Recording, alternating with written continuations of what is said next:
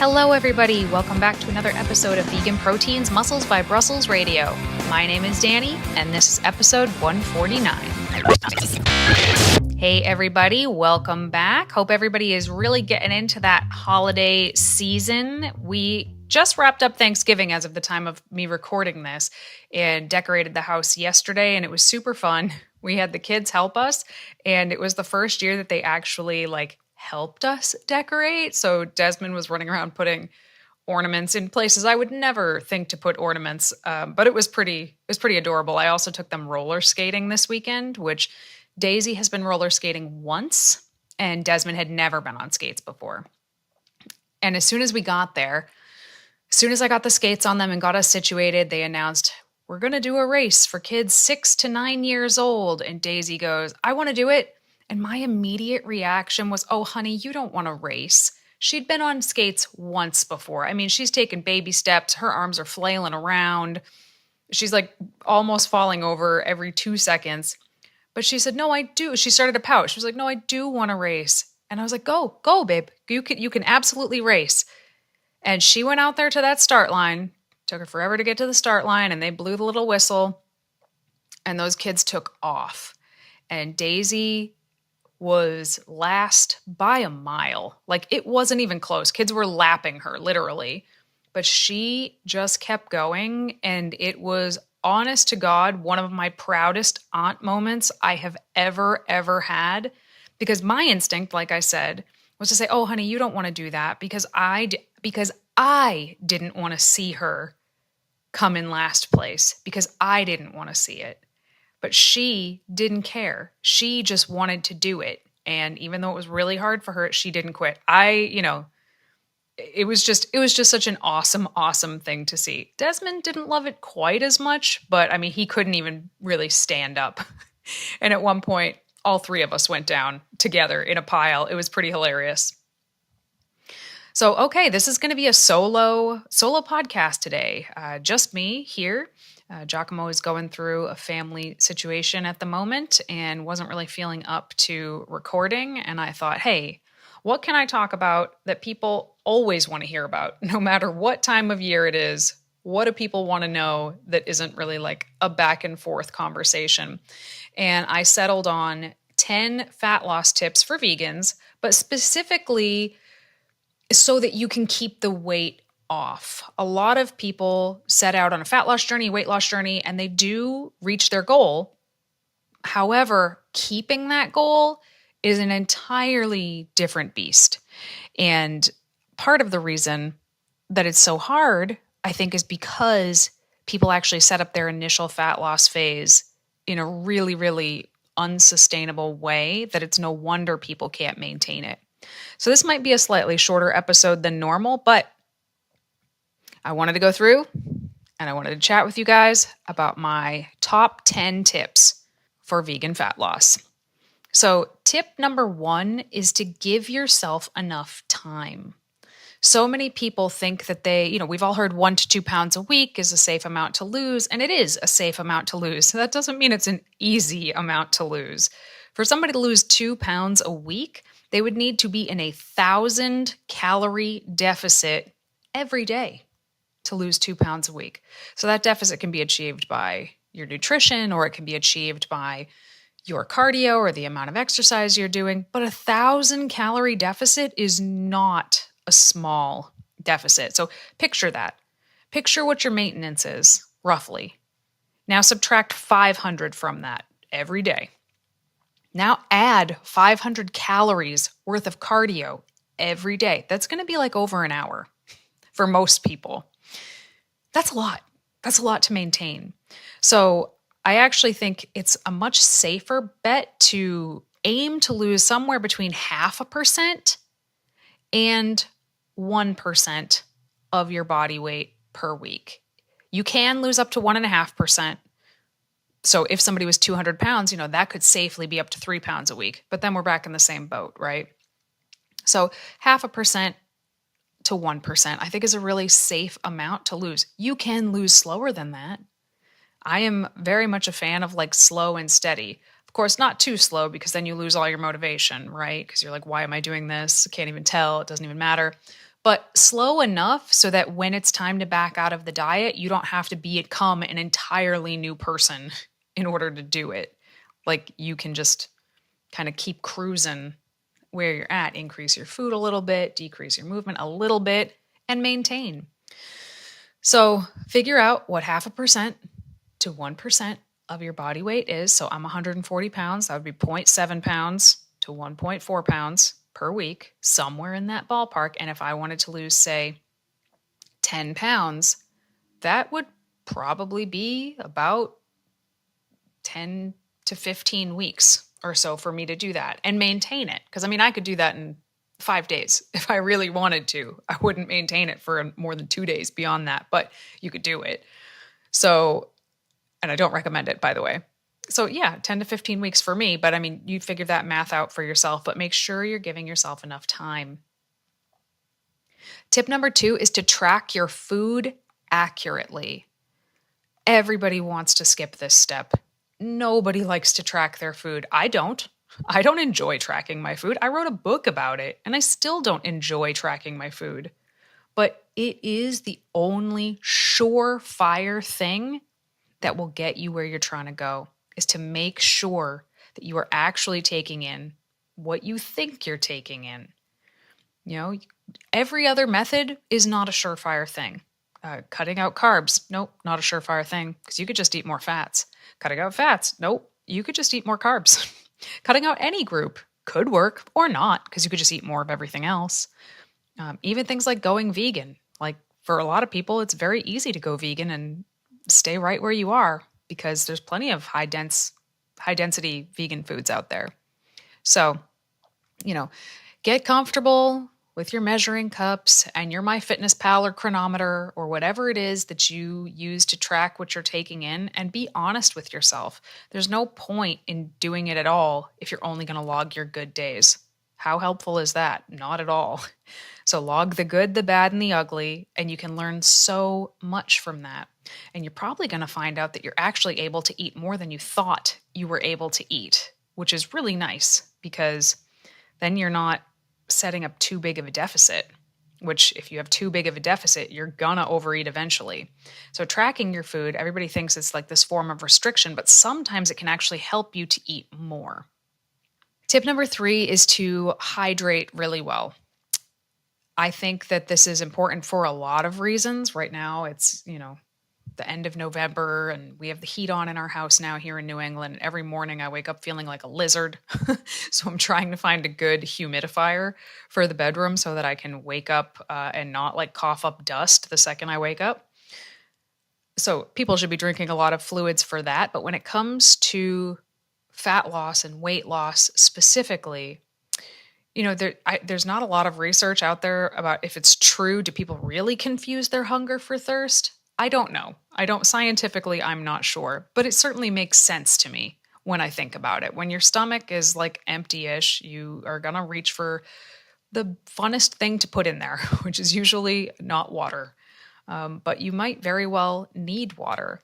And when your body is well hydrated, your body is better at burning fat, your body is better at building muscle. A hydrated body is absolutely going to get better results than a dehydrated body. I mean, think about it. When you're dehydrated, your blood is thicker. It's moving through your body more slowly. That can't be great for a lot of things, but also not for fat loss, not for weight loss. And, you can gain energy just from being properly hydrated. So there's just so many reasons to make sure that you're staying hydrated. So what does that look like? There's a lot of schools of thought on this. Some people like to drink water until their pee is clear. I don't really recommend that, honestly, because you can overhydrate. So I'm talking about being hydrated. Well, yeah, you can overhydrate, especially if you're not eating any electrolytes or any sodium. You can overhydrate easier than you think. Some people say just drink when you're thirsty. But I think some people have gotten so good at ignoring their bodies that they don't even know when they're thirsty sometimes. So I get the sentiment there, but I need clearer guidelines than that. I like to shoot for half of my body weight in ounces of water every day. And that's usually what I recommend for most of my clients as well, unless they're like endurance athletes, in which case they may need more than that. And it doesn't have to be exact. You can get in the ballpark, and that's going to be good enough. Tip number 4 is to fuel your workouts well. A lot of people train fasted. A lot of people get up and go to the gym with nothing in their stomach at all. I don't recommend it. I understand it. I understand why people do it, because they wake up super early and they have to get to the gym then, and it's uncomfortable for them to eat that early, or it feels heavy in their stomach. I get it, but I still don't recommend it. Get something in your stomach before you train. Anything. A half a banana, a protein shake, some BCAAs in water if you absolutely have to, but something in your stomach, because when you start exercising, your body needs to find fuel. And of course, we all hope and pray that our bodies go to our body fat stores and break that down for fuel. But the fact is, it doesn't. Our body will break down whatever is easiest. And sometimes that's fat. Sometimes it's the sugar, the glucose that's flowing through our body. But sometimes it's muscle. And you're working too damn hard in the gym to risk having it be muscle. It is like pulling teeth to build muscle, guys. Losing fat is, in my opinion, it's easy. It's not like it's not easy in practice, but like it's pretty easy. The system is very easy. Building muscle, that is not easy. That's like 3D chess. So every time you train without something in your stomach, you're really not setting yourself up for success here. So, when we're talking about fat loss, generally we're talking also about muscle maintenance and making sure that we are well fueled going into our workouts is really, really important to not lose that muscle that we're trying so hard to gain. You could actually lose muscle and not lose fat and end up, maybe 10 pounds lighter, but actually with a higher body fat percentage than you started, looking worse than you did when you started. Yes, I have seen this happen. We'll get to other ways to prevent that from happening, but one of them is to make sure that you have some fuel in your system before you train. Tip number 5 is get into an eating routine.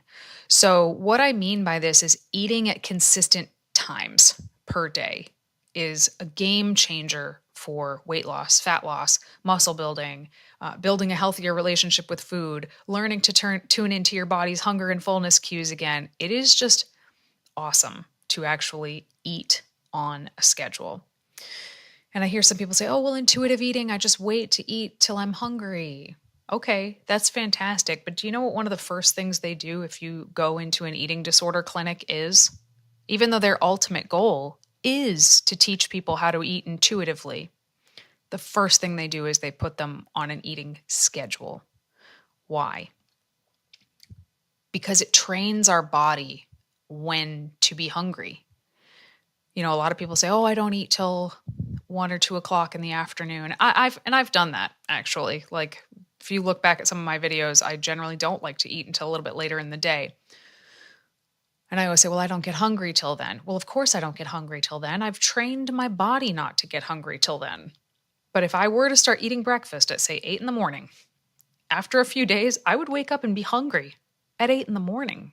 So when we push out our times of eating for too long, or worse, we eat at different times every day, which is actually called chaotic eating, we are putting ourselves in a situation where we're going to accidentally overeat, we're going to accidentally undereat, we're going to have a really hard time listening to our body's hunger and fullness cues because they're going to be really out of whack.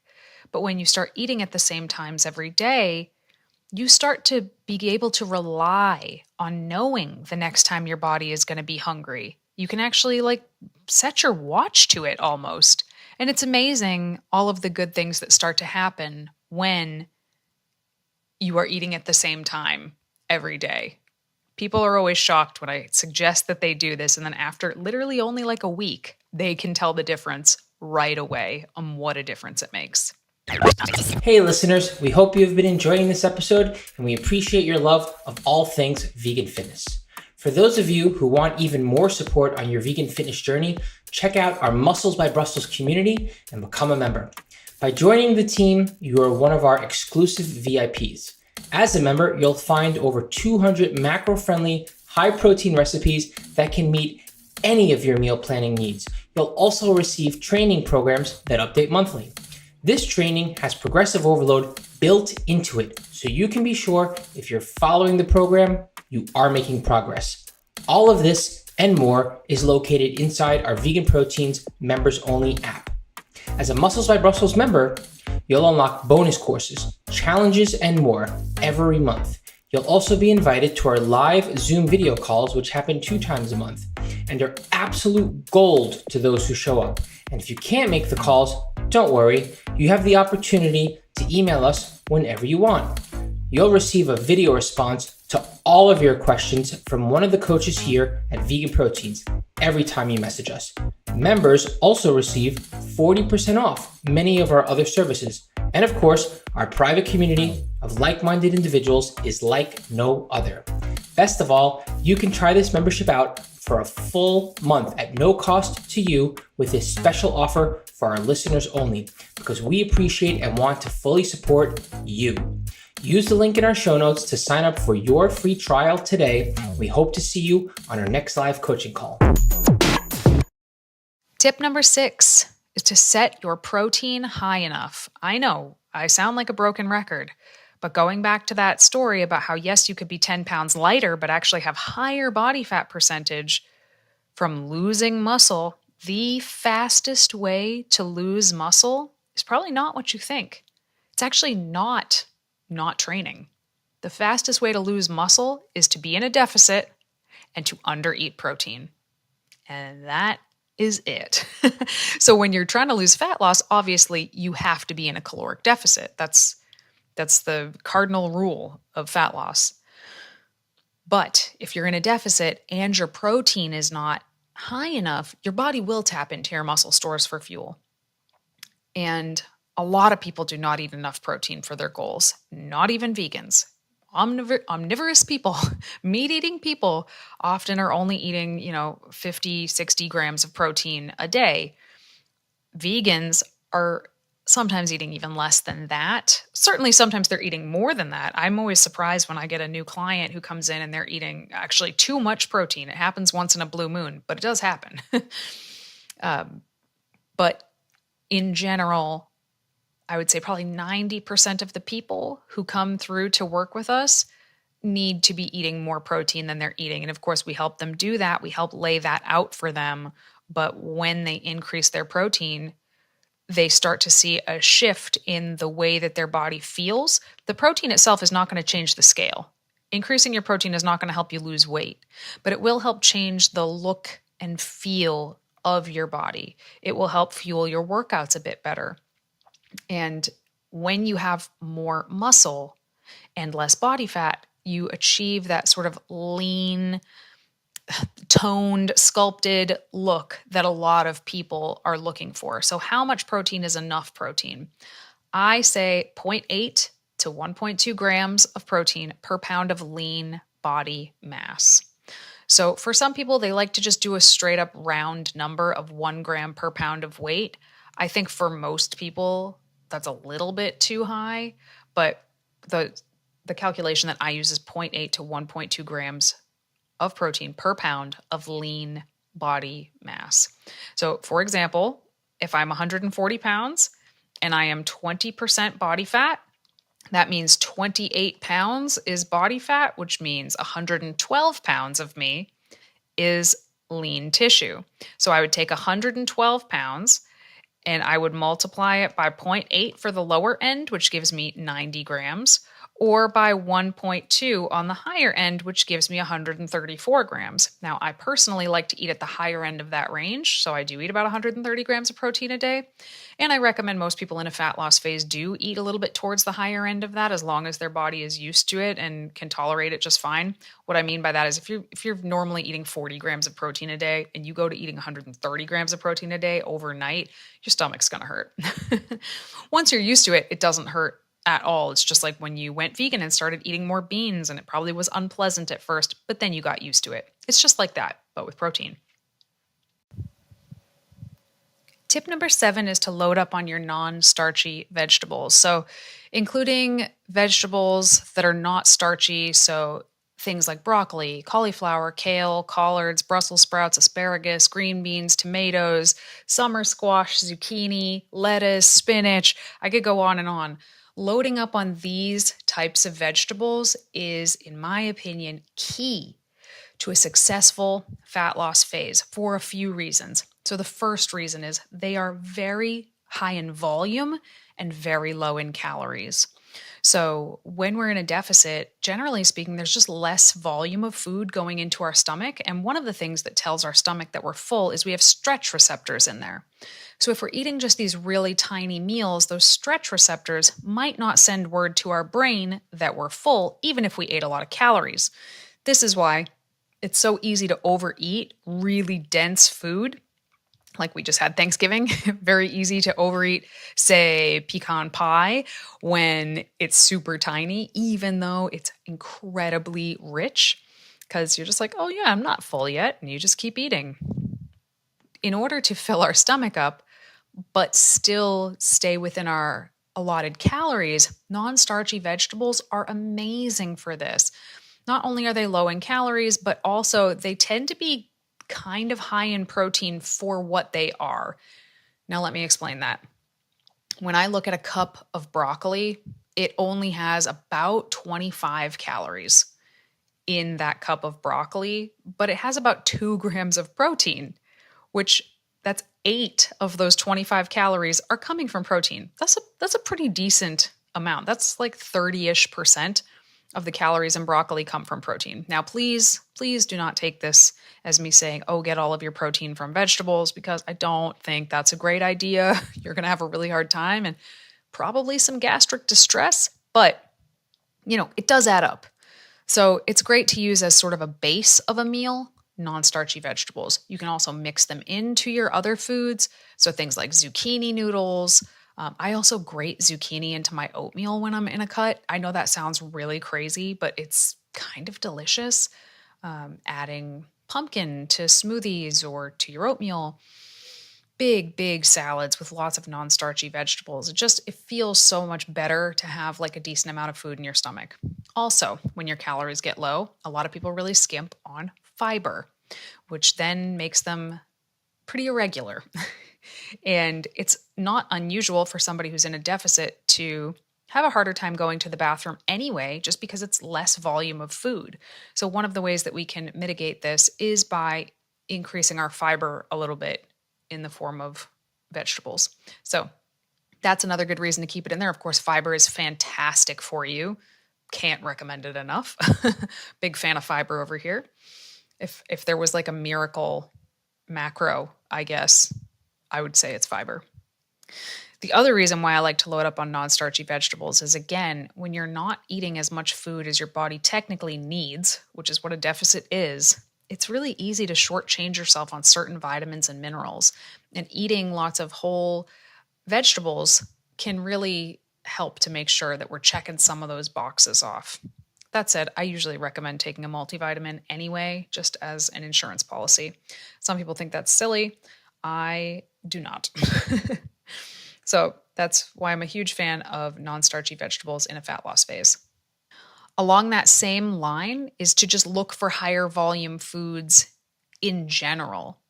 So I was just talking about non-starchy vegetables, which are probably the most voluminous foods that you could find, but there are other things as well. So I'll give you some examples, kind of learning what is calorie dense and what's less calorie dense. Let's talk about fruits, right? Fruits are great for you. I love fruit, but some of them are very, very dense, and you would eat up your calorie allotment very quickly with certain fruits. For example, dates. One little medjool date is almost 30 grams of carbohydrates. That's 120 calories of just pure carbohydrates in dates. Now, I love dates. I'm actually recording a YouTube video upstairs of me cooking a orange cranberry loaf. You should definitely check that out on YouTube. And I used dates as the sweetener in there. So I love dates, but they're very, very dense. I would say bananas are also pretty dense. Pineapple, mango, these sweet tropical fruits, pretty dense. But so you might say, oh, you've heard people say it. I know you've heard people say it. Oh, I don't eat fruit. I'm on a diet. Like, okay, sounds dumb, but you do you. At the other end of that density spectrum, we have things like berries, strawberries. A whole cup of strawberries is, I think it's like 25 calories. Again, it's like the same as broccoli for a whole cup of strawberries sliced up.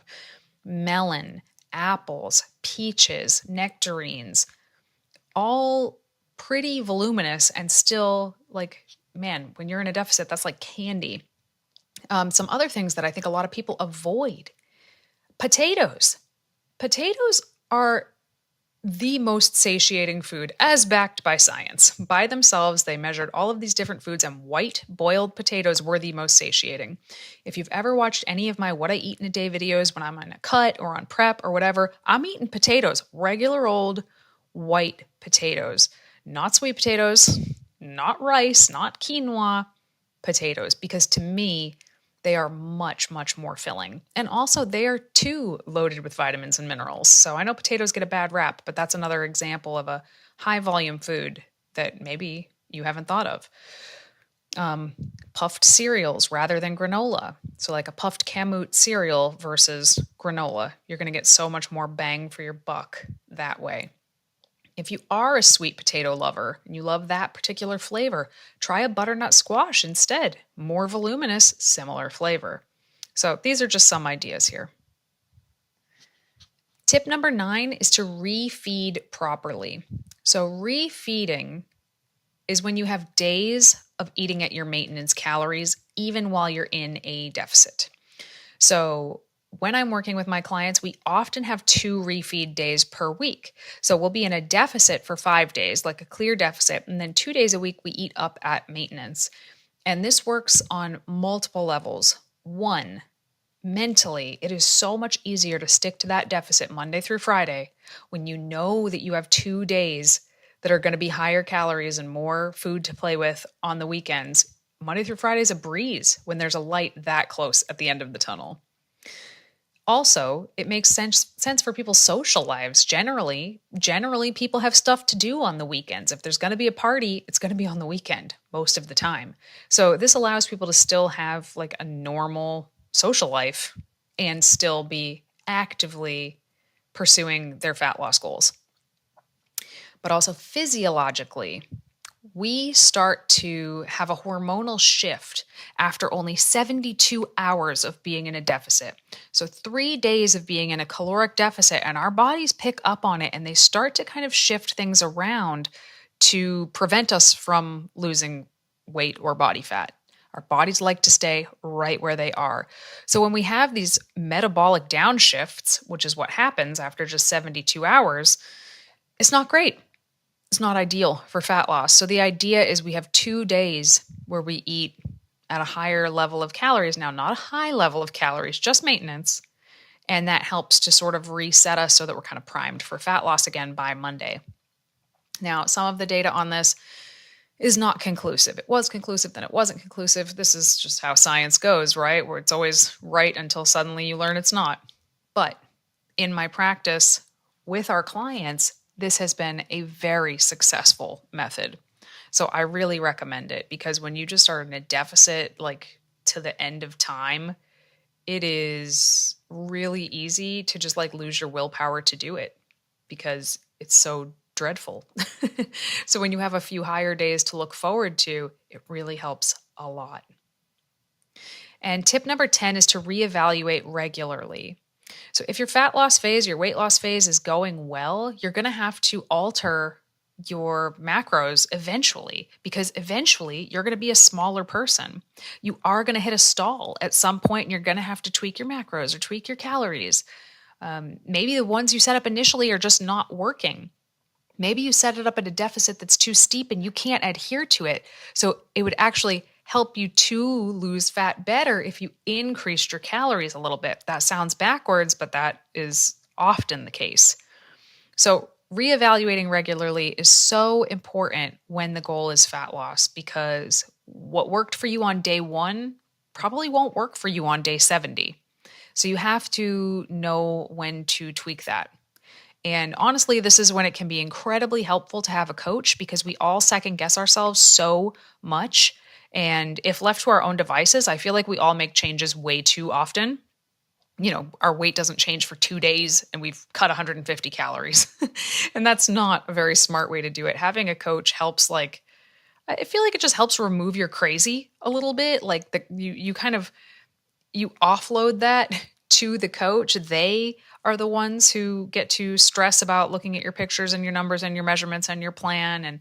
And you don't have to do that anymore. That work is completely outsourced. So your headspace is so much more freed up to focus on the things that are really important, like executing the plan and focusing on other areas of your life. So having a coach, I think, is an absolute game changer. And so many, I feel like, of our clients were not going to get to their goal without having some kind of a coach in their corner. And I know because they all tried this on their own first, right? We've all tried this on our own with varying degrees of success or backtracking or no success. So having a professional in your corner, it's something that, anytime I want to do something that I know I don't actually know how to do at this point in my life, I hire a professional. I always do. When it comes to building websites or anything pertaining to money or any particular skill I want to learn. Like, I like DIY to a point, but I've spent so many hours and dollars trying to DIY myself to XYZ position to realize I had to hire a professional anyway.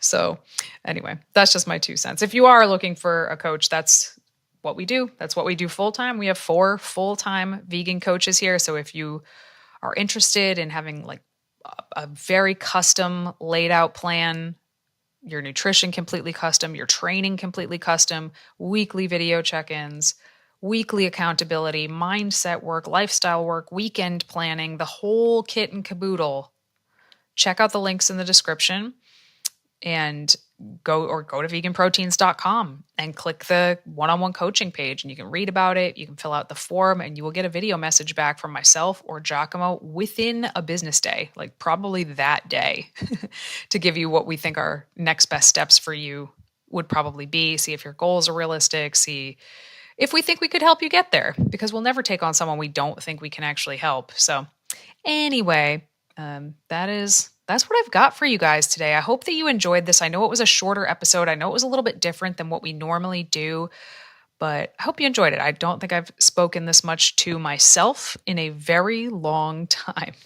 And if you guys have any questions or stuff you want to hear about, we are currently mapping out 2024's podcasts and YouTube and all the topics that we're going to do next year. And we would love to hear your feedback. And also, if you are enjoying this podcast, go ahead and leave it a review wherever you listen to podcasts. If you take a screenshot of that review and email it to us, coach@veganproteins.com, we will send you a little something in the mail. So anyway, I think that's going to be it. Hope you guys have a great day. My name is Danny, and I'll talk to you soon.